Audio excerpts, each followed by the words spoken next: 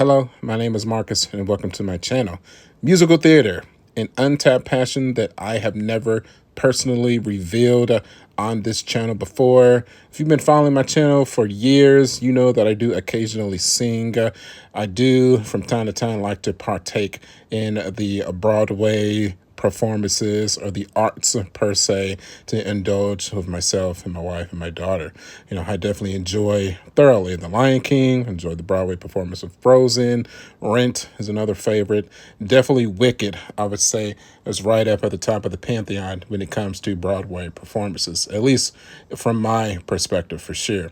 So when I heard that the movie was getting announced, I was very intrigued in going to see the adaptation for myself. I thoroughly enjoyed the Broadway performance of Wicked, so my hopes were certainly very, very high. And I could tell you off top right here, right now, that this is easily the best adaptation from musical theater to silver screen that I have ever seen. Ariana Grande, Cynthia Erivo as Galinda and Elphaba, respectively. I think more so than anything else, the thing that we need to point out first and foremost is that their chemistry with one another was absolutely spectacular. If you didn't know them personally, you would absolutely believe that they were sisters from different parents. That is without a doubt the foundation of the experience. Without that chemistry between these two, the movie does not work, period. Ariana Grande's vocal range is definitely on a showcase here. There's no denying how powerful that girl's voice is. I enjoyed it thoroughly from start to finish. Cynthia Erivo's voice was such a surprise to me. I hadn't had a whole lot of experience with her prior. I know she played the Blue Spirit in the live action Pinocchio. She's done some other roles that I have become accustomed to this point as well. But this was definitely a breakout role for myself personally. And she was definitely the star of the show. Some of her emotional detachments as she portrayed Elphaba was absolutely spectacular. I even felt myself putting myself into her shoes, specifically with the scene when they were at the party. She walked in with the hat and her outfit and everyone was laughing at her. It takes a great actress to pinpoint or take over a scene with literally just a facial expression, and just her facial expression that showed just a severe sense of loneliness and sadness. That was the moment for me that kind of changed the trajectory of the entire movie. I was like, okay, this is it. This is my feelings really started to come forward, because up to that point it was a whole lot of choreography and singing, which, don't get me wrong, it was absolutely spectacular. There's not a song I heard throughout the entire movie where I was like, I wish it would stop. Choreography the same, absolutely amazing.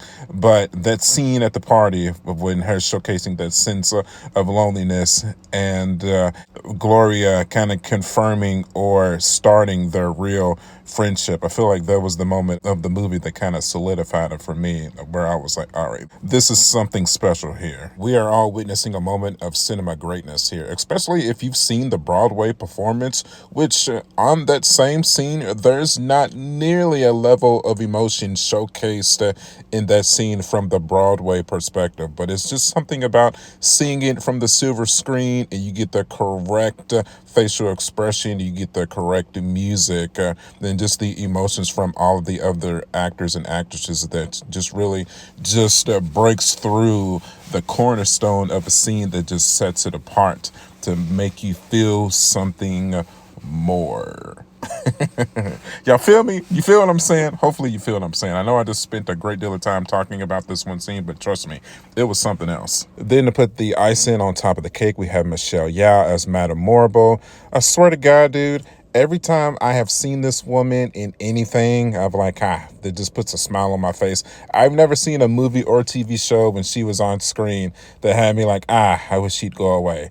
I mean, from Fearless to Crouching Tiger, Hidden Dragon to Shang-Chi to a Chinese-born American. Casting her was such a brilliant choice. It's just, she's such a great actress. She commands the screen whenever she is present. It's so crazy that, like, whatever role that this woman like partakes in is just good. You know it's going to be good. Not to, just toot her horn like something crazy, but, I dare somebody to show me something that she was in where not necessarily the whole thing, but just her particular role that had you like, this sucks. It doesn't exist. There's just no way. There's no way. I'm sorry. I'm glad that she's here. She only makes the finished product that much better. Point blank, period. Also, a special shout out is in order for Marissa Boyd, who portrayed Nesselba, Alphaba's little sister. I did not know prior to seeing the movie that she was in a wheelchair in real life. So definitely a shout out for the production crew for being able to help her get her around and not actually showcasing that she was in a wheelchair in real life. I would have never known if I wouldn't have done the proper research to learn it for myself. So definitely a shout out to her. That is super cool that she was able to pull this off with that disability.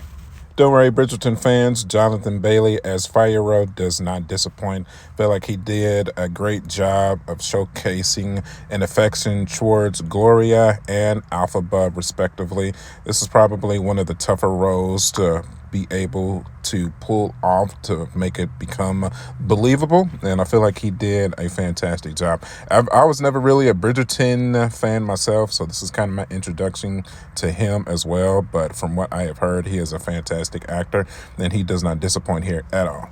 I'm calling it right now. You heard it here first. I give it 2 to 3 years after part 2 comes out next year. Oh yeah, that's right. Shout out to the production crew for not telling us that this was a two-parter. I didn't know that this was part 1 of the story until the beginning of when I sat down to see it in theater. I know it was two parts in the Broadway production, but I didn't realize that they were going to separate it into 2 parts in the theater. That was a brilliant move. Fantastic. But what was I saying? Oh, yeah. I tell you what, man, in 2 to 3 years after part 2 comes out next year, Universal Studios is going to expand their theme park, and they are going to build an Emerald City Wicked style attraction for one of their theme parks, whether it be Universal Studios or Islands of Adventure or Epic Universe. It's going to happen. This movie is making way too much money. I have a feeling it's going to cross the $1 billion threshold here shortly. I mean, how much money it's making right now. I mean, I feel like it's inevitable. So if part 2 is able to close us out and make as much money as part 1 makes, we're going to see an extension to one of the Universal theme parks with this land. They're already trying to capitalize on the movie. We're building a little side hustle in Universal Studios Orlando. Now, I think we're going to see a way more permanent action of it once part 2 comes out. Just remember, you heard it here first, BarnJack79. Just make sure you get subscribed so that you don't miss out when I take my family to go experience it. Now, let's talk about Oz, Jeff Goldblum. Such an iconic role for him.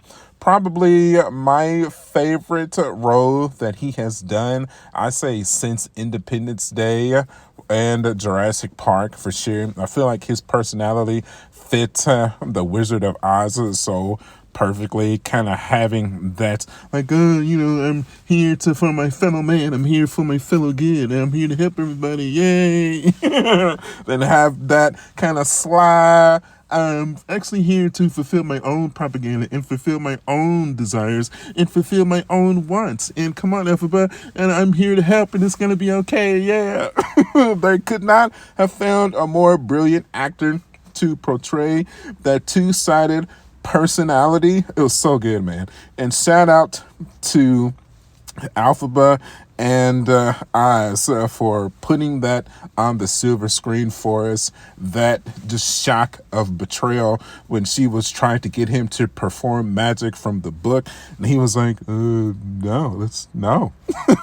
that's what you're here for. Oh, dude, it's so good.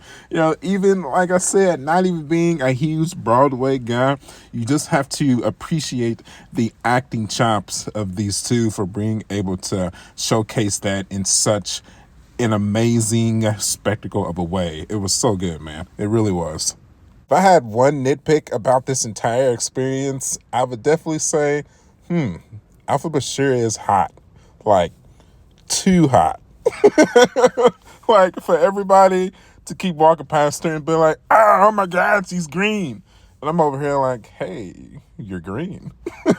So what's going on with that? Sorry, that was probably the one part of the entire experience that I just could not find believable, which that's not anybody's fault. It's the actress that they picked in Cynthia. She's just in a very attractive woman. This is just all it is to it. It sucks. But I just don't think from the versions of the Broadway performance that I had personally seen, I didn't think she was supposed to be that hot. So it is what it is, I guess. I guess if I had to complain about one thing. Okay, if I had one thing or one go from this video to convince y'all of, casual people, this movie is for you as well. This is just not for the musical theater people. This is just not for the Broadway people. This is an experience that the entire family, that all of the casual audience can enjoy as well. I mean, if you enjoy just music in general, if you enjoy a good action spectacle, has some really good special effects, you can definitely see with her transformation into the Wicked Witch of the West, her flying through the sky on her broom, probably one of my favorite parts of the movie as well. You can definitely tell the Universal put a ton of effort into the special effects of this movie. I cannot wait to see what they have in store for us for part 2, because I definitely would assume that's where the majority of the budget has gone to. That's why the other reason why I think the Universal Studios is eventually going to get a specific land focused on this franchise, because like I said, as much money as it's making right now, they're definitely going to turn it into a franchise. I mean, that's just point blank, period. And with that, I'm going to wrap it up there, my friends. So if you watched all the way through, thank you. Really appreciate you. This is definitely outside of the norm for me. I typically don't cover musical theater, but here we are. I really, really loved this experience. And, since I have this channel, I'm like, why don't I stop here and talk about it? So hopefully you enjoyed it as much as I did. If you did, maybe you can consider hitting that like button. I'd really appreciate that. And if you want to follow more content just like this, I do plan on reviewing Moana this weekend. Sonic is coming up. You know what we do here. Let's get to it, man. You can follow me at youtube.com/MartinJack79. I am also on Facebook, Instagram, and TikTok. As always, my friends, thank you for the support, and I will see y'all on the next one. I'll catch y'all later. Bye.